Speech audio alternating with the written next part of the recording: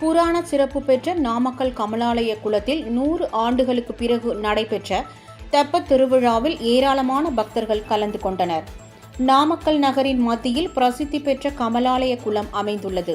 புராண காலத்தில் லட்சுமி தாயார் இந்த குளத்தின் கரையில் தவம் இருந்ததாகவும், அப்போது அங்கு வந்த ஆஞ்சநேயர் தம் கையில் கொண்டு வந்த சால கிராமத்தை தாயார் கையில் கொடுத்துவிட்டு குளத்திற்கு தண்ணீர் அருந்த சென்றதாகவும், அப்போது தாயார் அந்த சால கிராமத்தை தரையில் வைத்ததால் அது நாமக்கல் மலையாக உருவெடுத்ததாகவும் புராணங்கள் கூறுகின்றன. மேலும் நாமக்கல் மலைக்கு மேற்கு புறத்தில் மலையை குடைந்து நாமகிரி தாயார் உடனுரை லட்சுமி நரசிம்ம பெருமாள் குடவரையை கோவில் அமைந்துள்ளது.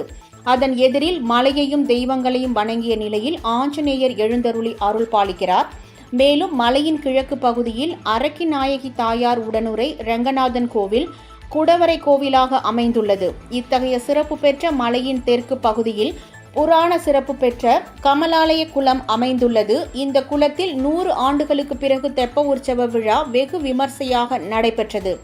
அப்போது நாமக்கல் லட்சுமி நரசிம்ம சுவாமி, அரங்கநாதர், ஆஞ்சநேயர் ஆகிய உற்சவ மூர்த்திகள் தெப்பத்தேரில் எழுந்தருளி கமலாய குளத்தை சுற்றி வந்து பக்தர்களுக்கு அருள் பாலித்தார்.